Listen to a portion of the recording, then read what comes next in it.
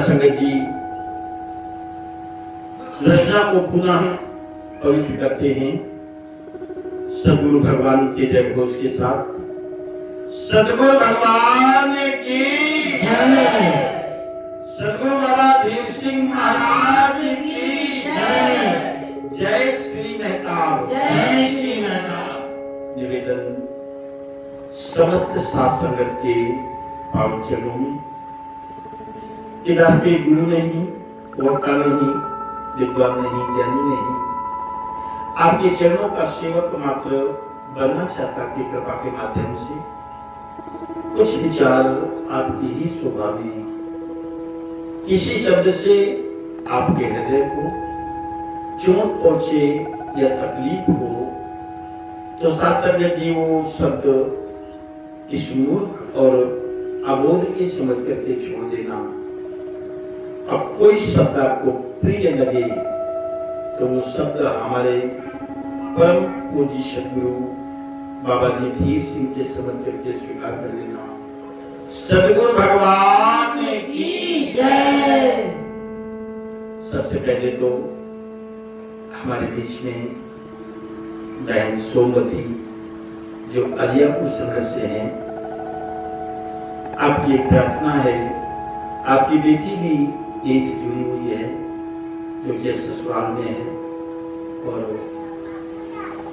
कुछ सांसारिक परेशानियां, शारीरिक परेशानियां, आर्थिक परेशानियां, वे ताप है दैहिक, दैविक और भौतिक, इनसे तपित हैं। सर्व शासन के पावन चरणों में ये निवेदन है।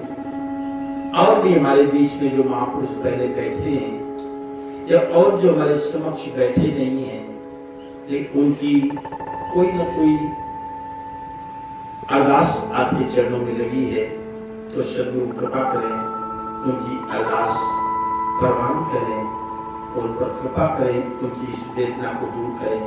सदगुरु भगवान की जय। शुद्ध चर्चा का रसपान भी आप कर रहे थे। पूज्य आरसी गुप्ता जी के द्वारा उनके अपने सरल अंदाज में, सरल तरीके से आपको हंसाते हुए बड़ी गूढ़ बात कह जाते हैं। आशय लिया भाई मनीष जी के विचारों का कि हमें चिंता न करके चिंतन करना है। चिंता हमें मृत्यु की ओर ले जाती है और चिंतन हमें अमरत्व की ओर ले जाता है। शब्द बड़ा छोटा है, चिंता और चिंतन, अनेक अक्षरों का इसमें अंतर नहीं है, लेकिन एक चिंता हमें चिता की ओर, मृत्यु की ओर ले जाती है और चिंतन हमें कहां ले जाता है? अमरत्व की ओर। चिंता होती क्यों है? जैसा कि अभी अपने विचारों में मुझे गुप्ता जी कह रहे थे, अनेक प्रकार की चिंताएं, खटका चिंता का ही पर्याय है। अनेक प्रकार की चिंताएं, किसी को देह की और किसी को गेह की। शरीर दुर्बल है तो उसे सबल बनाने की चिंता, शरीर ज्यादा वजनदार हो गया है तो उसे घटाने की चिंता, परिवार में किसी के, हमारी पत्नी हो, हमारे बच्चे हो, हमारा पति हो, हमारा भाई हो, उसे कोई त्रास है दैहिक तो उसकी चिंता,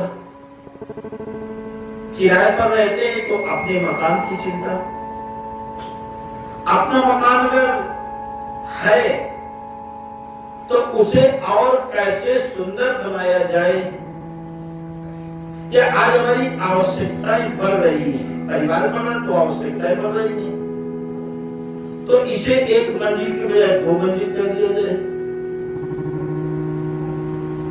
व्यापार में वृद्धि, हमें पारिश्रमिक कम मिलता है नौकरी में तो उसकी वृद्धि। ये चिंता करने की बात नहीं होती है। अगर इन सबकी आप चिंता करते हैं तो चिंता आपके आत्मबल को, आपके मनोबल को कम करती है।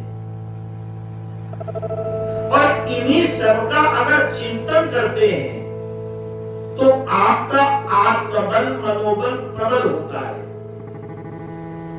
तो यही जो कार्य है सांसारिक कार्य, यही कार्य चिंता की करते हैं तो हमारा आत्मबल धूमिल होता है, कम होता है। और चिंतन करते हैं तो हमारा आत्मबल प्रबल होता है। और आत्मबल प्रबल होने से हमारे शारीरिक कार्य अच्छे से सिद्ध होते हैं। चिंता चिंतन का ये अंतर है।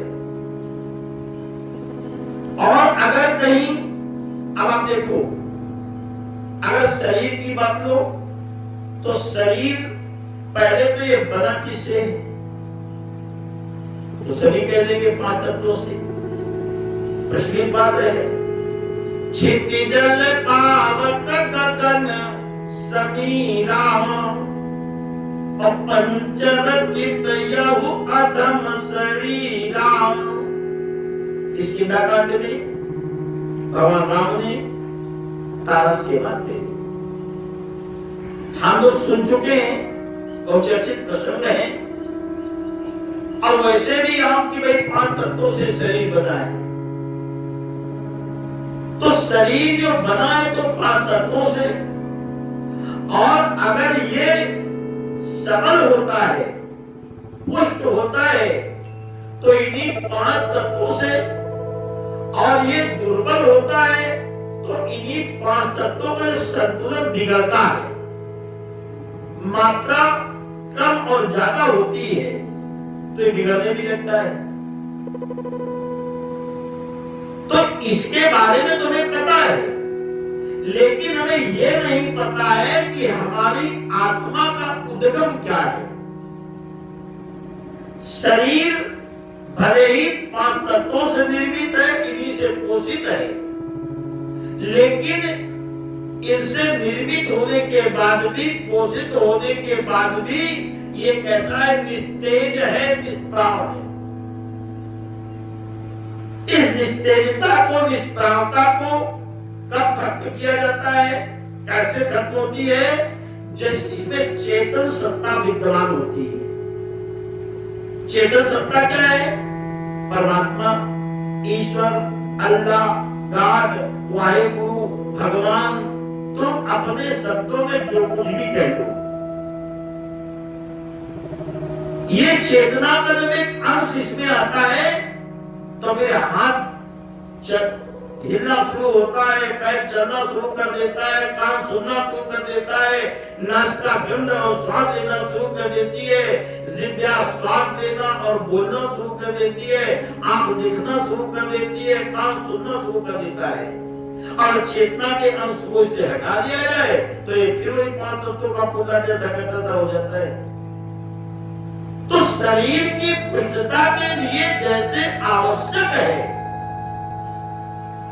इन 5 तत्वों से निर्मित अनेक प्रकार के भोज्य पदार्थ, उसी प्रकार आत्मा की प्रबलता के लिए, चेतना के विस्तार के लिए आवश्यकता है चेतना से चेतना को जुड़ना, आत्मा से परमात्मा को जोड़ना। चेतना का एक अंश है, महाचेतना से इसको कैसे कनेक्ट किया जाए, कैसे जोड़ा जाए, इसका योग कैसे बने, जैसे इसके लिए तो कर रहे हैं। हमें रोटी खानी है, हमें पानी पीना, हमें फल खाना है, हमें दूध पीना है, हमें दवा लेनी है, ये करना है, वो इत्यादि। तो ये तो कुछ हो रहा है, लेकिन जो जिसके माध्यम से चलायमान है, अब बिजली के यंत्र चल रहे हैं, अगर वोल्टेज तुम देखोगे कितना आ रहा है, 220, 210 आ जाएगा तब भी काम चल जाएगा, 200 आ जाएगा काम चल जाएगा, 180 आएगा काम चल जाएगा, 150 लेकिन जब आएगा तो ये काम करना थोड़ा थोड़ा अच्छे से काम नहीं करेंगे। अपन 190 आ जाए तो पंखा घिर घिर घिर करेगा, ये आवाज इसकी फटेगी, लैपटॉप चार्ज नहीं होगा, एम्पलीफायर अच्छे से काम नहीं करेगा, टीवी की पिक्चर छोटी हो जाएगी। केवल कितना हुआ कि इसको जितना चाहिए, जितना इसको वोल्टेज चाहिए, उस वोल्टेज जो कम हुआ तो इसमें भी तो एक पावर चल रहा है, और इसका अगर वोल्टेज कम हो गया तो क्या होगा? इसका वोल्टेज कम हो गया तो क्या तुम्हारे आंख, तुम्हारा हाथ, तुम्हारे पैर, ये तो ये बाह्य अंग है, जो हमारे अंदर के अंग है, इंटरनल पार्ट है हमारे, जो हमें दिखते नहीं है। तो डॉक्टर हमारे पेट को खोलता तो देख लेता है, हाथ को खोलता तो देख लेता है, मस्तिष्क को खोलता तो देख लेता है। ये सब कैसे चल रहे हैं? चेतना के विस्तार से। तो ये चेतना का अंश हमारे अंदर निरंतर वृद्धि होनी चाहिए, और मानव का जीवन जो हुआ है ये अपनी चेतना के विस्तार के लिए हुआ है। जितनी चेतना का इसमें समावेश होता है, इतनी चेतना से क्या होता है? प्राणी चल लेगा, फिर लेगा, बोल लेगा, हंस लेगा, गा लेगा, रो लेगा, इत्यादि कर्म कर लेगा। लेकिन अपनी चेतना का उत्तरोत्तर विस्तार करता जाएगा तो इसको जो मस्तिष्क बृहद होता जाएगा, उसके चिंतन का दायरा बढ़ता जाएगा, उसकी सीमाएं टूटेगी। अभी सीमित है, वो सीमाएं टूटेगी, सीमाएं इतनी अधिक टूटेगी, सारी सीमाएं समाप्त हो जाएंगी। जैसे ये अनंत है, आप भी अनंत हो जाएंगे। अभी एक व्यक्ति कितना सोचता है, दिन भर में इतना सोचता है, इतना चिंतन करता है, कितना सोचता है। सवेरे चले गए, मजदूरी करके आए, नौकरी करके आए, कृषि करके आए, कमा करके ले आए, पत्नी को ये चाहिए, उसकी जरूरत पूरी हो जाए, बच्चों को ये चाहिए, इसकी जरूरत पूरी हो जाए, हमको ये चाहिए, जरूरत पूरी हो जाए, और 100, 200, 1000, 500 बचे रहे तो गाड़ी सकले कभी काम आ जाए। इतने में तो जीते हैं, ये हमारी सीमा है। और हम तो असीम है, हम तो अनंत है, चेतना हमारी अनंत है, ये परमात्मा अनंत है। तो हम जब अनंत है तो हमारी चिंतन भी अनंत होना चाहिए। और ये चेतना के विस्तार के लिए ही, आत्मा की प्रबलता के लिए ही। अब आपके अंदर एक प्रश्न हो सकता है, क्या आत्मा दुर्बल और प्रबल होती है? आत्मा देह तो है नहीं, इसका कोई आकार तो है नहीं, इसका कोई रंग रूप तो है नहीं, इसकी कोई कद काठी तो है नहीं।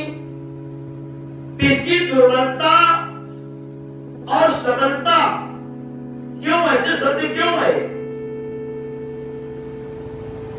इसने एक साथ कर लिया है, क्योंकि जो साथ है तो आवश्यक है, तो साथ तभी हुआ है। ये सृष्टि है, ये किससे बनी है? जड़ चेतन गुण दोषमय और विश्व की न करतार।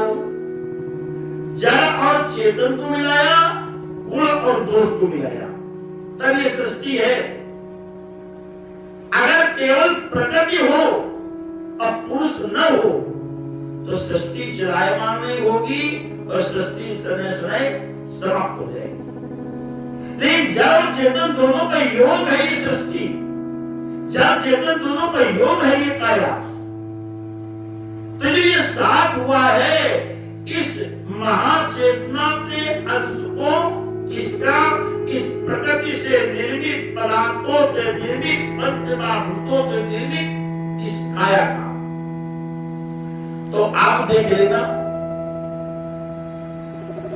हमारे ऊपर संग का दोष लगता है।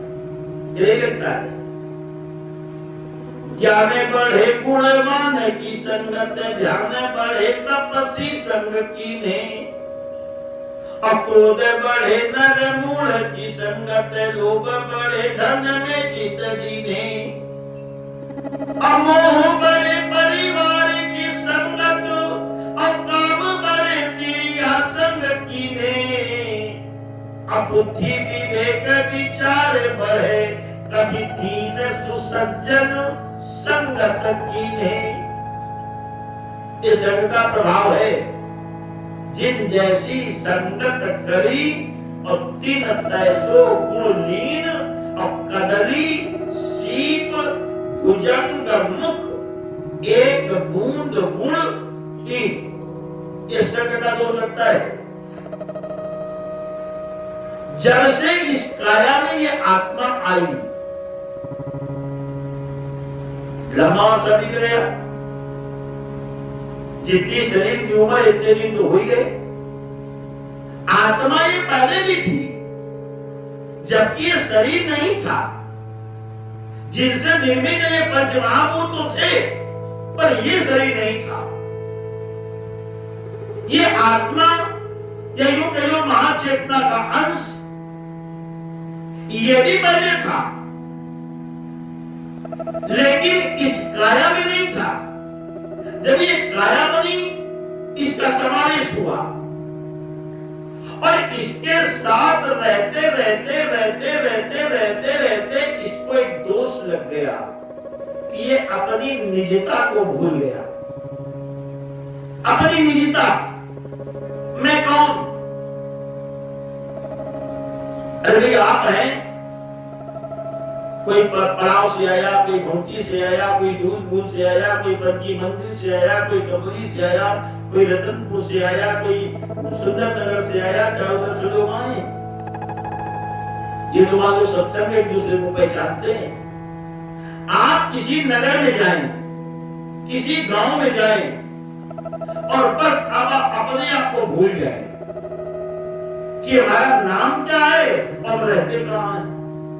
इतना भूल जाओ केवल हमारा क्या नाम है और रहते कहां है। और तुम भूल गए कि रहते कहां है तो तुम का भटकोगे, घर पहुंचोगे, भाई भटकोगे।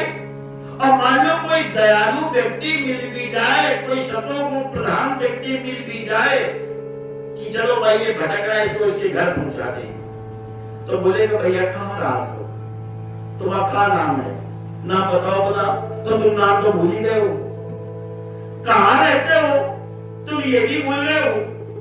तो पहुंचाने वाला पहुंचाना भी चाहे तो तुमको पहुंचा नहीं सकता है।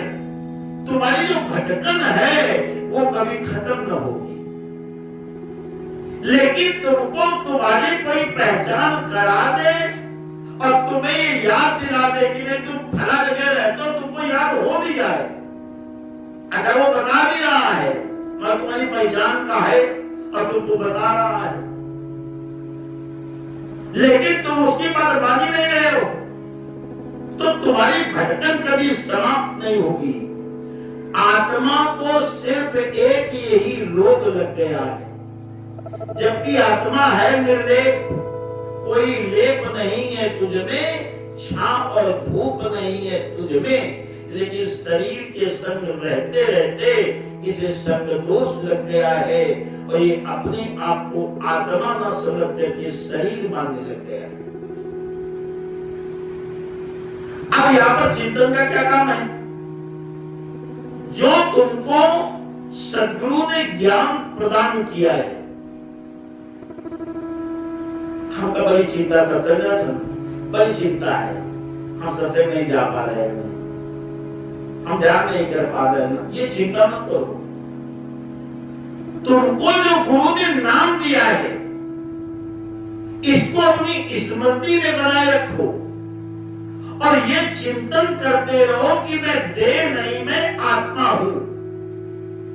कोई भी पल शरीर से व्यवहार संसार के तुम्हें करने हैं, जैसा जैसा अभिनय आपके सन्मुख आता है आप अभिनय ही तो कर रहे हैं, आप अपना अभिनय करते रहे। लेकिन इस बात का बोध बना रहे कि मैं शरीर नहीं, मैं आत्मा हूं। रंगमंच पर चढ़ा कलाकार, ड्रामा हो, नाटक हो, रामलीला हो, नौटंकी हो, रंगमंच पर चढ़ा कलाकार अगर वो राम का अभिनय करता है, हनुमान का अभिनय करता है, लक्ष्मण का अभिनय करता है, सीता का अभिनय करता है, रावण का अभिनय करता है, तो जैसा जैसा वो अभिनय करता है वैसा वैसा वो क्या करता है, श्रृंगार मेकअप कर लेता है, वैसे कपड़े भी धारण करता है, वैसे ही संवादों को कंठाग्र करता है। जो संवाद से बोले वो संवाद की कंठाग्र करता है। अब वो जब रंगमंच पर अभिनय करता है तो अभिनय का सजीव करता है वो, कि लगता है उसके जो हाव भाव है कि वास्तव में रावण का पराक्रम कर रहा है, वो अपने नेत्रों को निकाल रहा है, अपनी खड़क को लहरा रहा है, गर्जना कर रहा है। रावण का अभिनय करता है, वैसा ही अभिनय करता है, लेकिन वो जानता है कि मैं रावण का अभिनय कर रहा हूं, मैं रावण नहीं। और मानव रंगमंच से उसका पात्रता, उसकी जो चीज का अभिनय तो समाप्त हो गया, वो रामलीला भी खत्म हो गई। अब वो 10 तो सर लगाए घूमे, हाथ में खड़ग लिए घूमे, हनुमान का पाठ किया तो गदा लिए घूमे, राम का पाठ किया धनुष बाण लिए विलाप करते घूमे, तो लोग कहेंगे पागल हो गया। थोड़े दिन नाटक में काम किया और पता नहीं क्या हो गया, तुझे पागल हो गया है। कहीं ऐसा पागलपन हम तो नहीं कर रहे हैं। विचारना है बड़ी बारीकी से। भगवान के गीत गाना अलग बात, कीर्तन करना अलग बात, सुमरन भजन करना अलग बात, लेकिन उसे करगट करना, उसे जीवन में अपनाना, उन भावों को अपने अंदर लागू करना, सजाना, ये एक अलग बात है। ये संगत यही तो बताते हैं, हमारे गुरु का ज्ञान यही तो बताता है। आप अभिनय तो प्रतिपल कर रहे हैं। एक स्त्री बैठी है या मान लो पुरुष बैठा है, उसका परिवार बैठा है, उस स्त्री की दृष्टि एक और घूमती ससुर बैठा है, उसका भाव किसका होता है, बहू का, उत्तर पर्दा करने लगती। स्त्री एक ही है, दूसरे उसका पति बैठा है, उसका भाव तुरंत पत्नी का हो जाता है, उसके वस्त्रों को नहीं बदला है, उसके भाव पर तो बदल रहे हैं। पति की वो दृष्टि है तो नहीं तिरछे, अपने ससुर की वो दृष्टि है, नैनों में लज्जा है, अपने पुत्र की वो दृष्टि है, नेत्रों में करुणा है, दया है, वात्सल्य है। वो स्त्री एक है, वस्त्र नहीं बदले, नाम नहीं बदले, वो केवल दृष्टि बदल रहे, उसके भाव बदल रहे हैं। ऐसे ही हमें ये रंगमंच है, विश्व चाहे रंगमंच है, हम सब इसके पात्र हैं।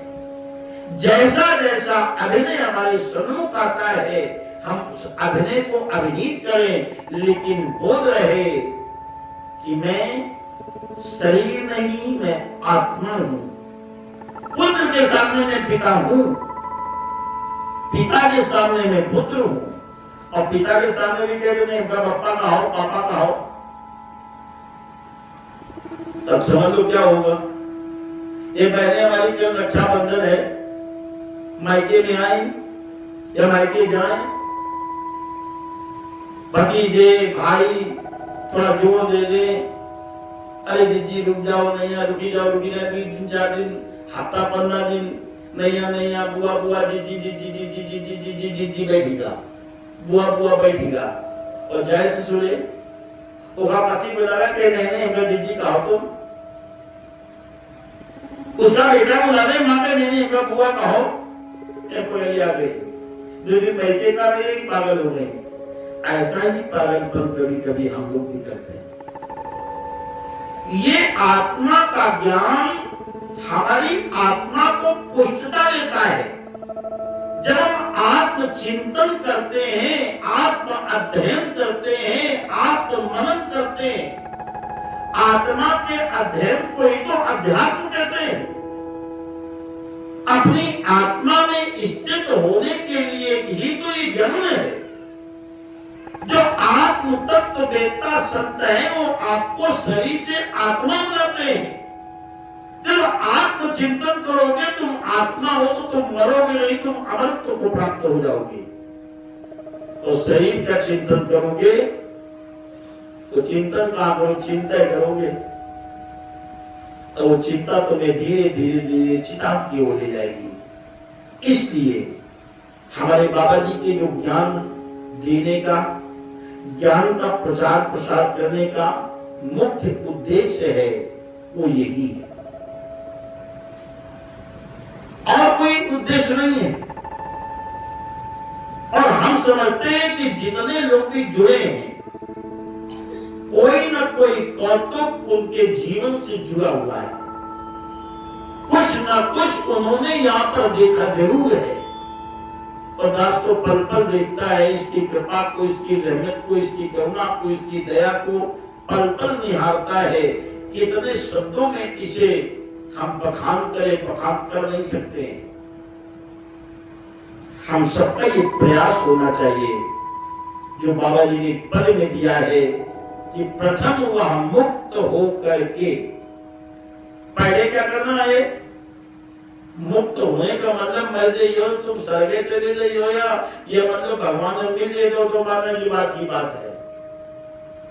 प्रथम वह मुक्त हो करके, किससे मुक्त होना है? देहाभिमान से, जड़ता के भाव से, शरीरा भाव से, इससे मुक्त होना है।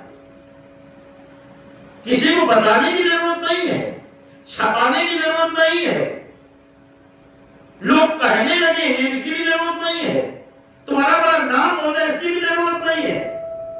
ये तुम्हारी स्वयं की अनुभूति हो कि हम शरीर नहीं, हम आत्मा है। और जैसे जैसे आत्मा प्रबल होगा और तैसे तैसे मृत्यु का भय कम होता जाएगा। जैसे जैसे अनेक ऐसे उदाहरण हैं मैं ग्रंथों में, पुराणों में, शास्त्र जी। तो आपका ये आत्मचिंतन प्रथम वह मुक्त होकर के और करे फिर मुक्त औरों को। तो पहले तो तू स्वयं आत्मभाव में स्थित हो और इसके बाद लोगों को ये संदेश दो, लोगों को बताओ अपने सरल शब्दों में। आवश्यक नहीं कि तुमने वेदों का, पुराणों का, उपनिषदों का तथाकथन कर लिया है, अध्ययन कर लिया है, या यूं करो पठन पाठन कर लिया है, कोई जरूरत नहीं। अपने जीवन के अनुभव को अगर तुम व्यक्त कर दोगे उतना ही काफी है। ये धर्म ग्रंथ क्या है? संतों महापुरुषों के जीवन का अनुभव है, जिन्होंने व्यक्त किया, नीतिबद्ध कर दिया तो धर्म ग्रंथ बन गए। सरल शब्दों में अगर आप अपने किसी मिलने वाले को इसके विचार मिलते हैं, बताओगे, और अगर एक भी व्यक्ति के ऊपर इसका प्रभाव पड़ गया और वो आत्मचिंतन के मार्ग में आ गया तो वो भी शरीर से आत्मा बन जाएगा। तो जो इस सदगुरु के अपने उपकार है, जो सदगुरु का ऋण है, हमें चुका तो नहीं सकते हैं, लेकिन फिर भी कम से कम जो हमारे गुरु ने मार्ग बताया, हमने एक वचन का पालन तो किया, तो सही मायने में हमने सत्संग कर लिया। प्रथम वह मुक्त हो करके करे फिर मुक्त औरों को, और सुफल जीवन करे अपना, उसे कल्याण कहते हैं। भैया हमारा कल्याण होगा तो गुरु जी ज्ञान ले लें, अब सत्संग चले जाते हैं। आदत है पर अपनी नहीं सुधारी, ये ना बताइए को भैया कि मेरी आदत नहीं सुधारी। अवसर बताना है, लंबी लंबी बातें झोंकते रहेंगे, ये कर लिया, ये कर लिया, ये है वो है, बीच बीच में गुरु जी कृपा लगाते रहेंगे ताकि हमारा अहंकार दबा रहे। ये सामने वाला समझे अहंकार नहीं कर रहे हैं। तो अधिक वाणी का विस्तार दस नहीं करेगा, आप सभी अपने अपनों से अपनी बात हमको कर रहे हैं। हमको बाबा जी ने ज्ञान दिया है, यही बताया है कि अगर तुमको कुछ मार्ग में मिला है, अनुभव आया है, तो अपने अनुभव को बांटो। अगर तुम्हारे अनुभव को सुनकर के लोग इस मार्ग में चल पड़ेंगे तो समझो कि तुमने एक व्यक्ति का मार्गदर्शन कर दिया, गुरु की कृपा के तुम पात्र बन गए। तो शास्त्र में जी दास यही वाणी को ग्रहण देगा। प्रेम से बोलिए सतगुरु भगवान की जय।